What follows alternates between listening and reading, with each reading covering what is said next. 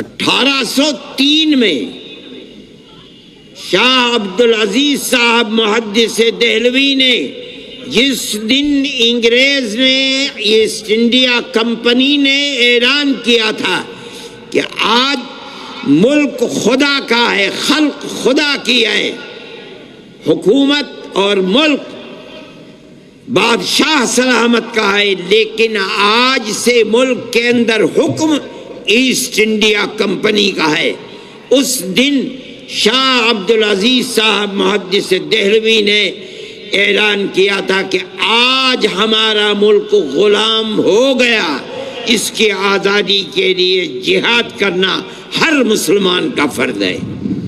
یہ پہلی آواز تھی ملک کی آزادی کے لیے، لوگ نہیں جانتے، اور پھر یہ آزادی کی آواز کے اندر جان پیدا ہوتی رہی۔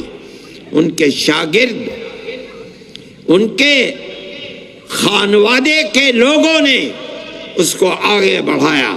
شاہ اسماعیل شہید، سید احمد شہید رحمت اللہ علیہما کو پیدا کیا۔ مولانا نے جو بات کہی تھی اس کی بڑی قیمت چکائی۔ مولانا کو زہر دیا گیا، مولانا کے جسم میں سفید داغ پڑ گئے، مولانا کی جائیداد کو قرق کر لیا گیا، ان کے مدرسے کو دفن کر دیا گیا، یہ تمام کچھ ہوا، لیکن وہ مرد مومن تھا، سب کچھ اس نے برداشت کیا، لیکن اس کے پیر میں جنبش نہیں آئی۔ وہ چلے گئے دنیا سے 1824 میں، اور ان دو ان کے پیدا کیے ہوئے لوگوں نے اٹھایا اس کردار کو، اور یہاں تک کہ سن 31 کے اندر وہ بھی بالا کوٹ کے میدان میں شہید ہو گئے۔ ہندوستان کی آزادی کی تاریخ میں دنیا نہیں جانتی، ارباب سیاست بھی نہیں جانتے، سب سے پہلا جہاد آزادی سن 1831 کا جہاد آزادی ہے۔ لیکن جن لوگوں کے سینے کے اندر اپنے ملک کی آزادی کی آگ تھی وہ خاموش نہیں بیٹھے، انہوں نے ٹھیک 26-27 سال کے بعد پھر دہلی میں، میرٹھ میں، سہارنپور میں، سنبھل میں، مراد آباد میں، پنجاب میں پھر آزادی کی آگ جلائی۔ مراد آباد میں نواب مجو خاں کو پکڑوا کر کے، اور انگریز نے گھوڑے پر بیٹھ کر اور ان کے زندہ جسم کو گھوڑے کے ٹاپ میں پیر میں باندھ کر اور بھگا کر کے ان کے ٹکڑے ٹکڑے کر دیے۔ آج بھی وہاں قبرستان ہے مراد آباد میں جس کا نام ہے گنج شہیداں۔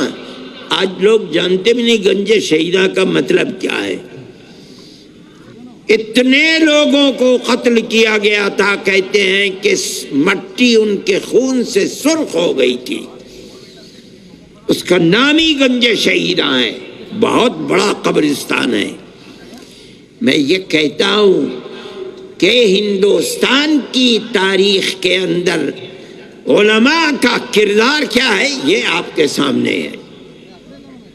ٹھیک ہے، اس کے اندر بھی 31 میں شکست ہوئی، سن 57 میں شکست ہوئی۔ مورخین لکھتے ہیں روح روشن مستقبل کتاب ہے، روشن مستقبل کتاب ہے، روح روشن مستقبل کتاب ہے۔ ان کتابوں کو آج بھی پرانی لائبریریوں کے اندر دیکھا جا سکتا ہے۔ سن 1857 کے اندر دلی میں صرف علماء 33,000 علماء کو شہید کیا گیا ہے۔ یہ آپ کی تاریخ ہے، دنیا جانتی بھی نہیں ہے۔ جب یہاں بھی ناکامی ہوئی تو اس کے بعد دارالعلوم دیوبند کو قائم کیا گیا، اور وہ بھی عجیب چیز ہے کہ جب عام معافی کا اعلان ہوا تو علماء نے یہ دیکھا کہ وہ لوگ جن کی گھٹی کے اندر انگریز کی دشمنی تھی اور وہ 1857 کے اندر شہید کر دیے گئے. انہی کی یتیم اولاد سڑکوں کے اوپر بھیک مانگ رہی ہے. مرنے والا مر گیا. بیوہ ماں اپنے ناموس کی حفاظت کرتے ہوئے گھر کے اندر بیٹھی ہوئی ہے اور اولاد کے پاس کھانے کو نہیں ہے، وہ بھیک مانگ رہے ہیں. چرچ کے لوگ ان کا ہاتھ پکڑ رہے ہیں اور ماں سے کہتے ہیں یہ بچہ ہمیں دو، ہم اس بچے کو مفت پہنائیں گے، مفت کھلائیں گے، مفت پڑھائیں گے اور اس کے بعد اس کو علم دے کر گورنمنٹ کی ملازمت دلائیں گے. یہ اپنے پیٹ کو بھی پالے گا، تمہارے پیٹ کو بھی پالے گا. یہ ان کے لیے ایک بہت بڑی چیز تھی کہ جس کا باپ انگریز کی دشمنی کے ملک کی آزادی کے لیے اپنی جان قربان کر دیتا. آج انگریز اسی کے اولاد کو پکڑ کر اپنا وفادار بنا رہی ہے. یہ لوگ فقیر تھے، درویش تھے، ان کے پاس کچھ نہیں تھا. انہوں نے اعلان کیا، دارالعلوم دیوبند کی بنیاد ڈال دی سن 1866 میں، اور یہ کہا اپنی اولاد ہمیں دو، ہم اسے مفت پڑھائیں گے، مفت لکھائیں گے، مفت کتابیں دیں گے، کھانا دیں گے، اور مجاہد باپ کی اولاد کو مجاہد بنا کر دنیا کے سامنے پیش کریں گے. وہ اس میں کامیاب ہوئے. یہ حیرت کی بات ہے.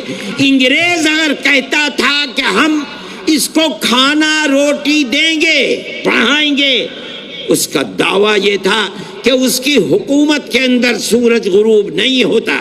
ہندوستان کی دولت کو انہوں نے لوٹا تھا، وہ لوٹ رہے تھے، ان کے ہاتھ میں طاقت تھی.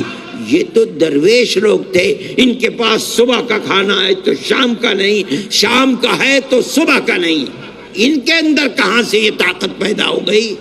لیکن آپ یہ دیکھیے، اور 150 سال کی تاریخ میں اس کے اوپر غور کیجئے، ان کے پاس خود کچھ نہیں تھا.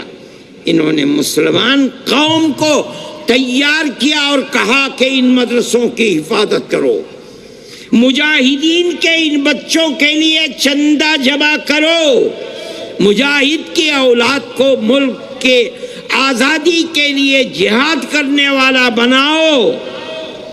لوگوں نے اپنے دل نکال کر دے دیے، اور 150 سال کی تاریخ میں آج تک دنیا میں یہ قوم کہیں بھی بس رہی ہے، ان مدرسوں کو چلا رہی ہے. یہ ان کی کرامت ہے.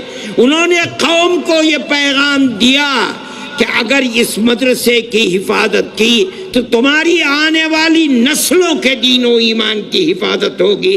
اگر یہ ختم ہو گئے، ان کے دروازے بند ہو گئے، تو تمہاری آنے والی نسلوں کے دین و ایمان کی بھی کوئی گارنٹی نہیں.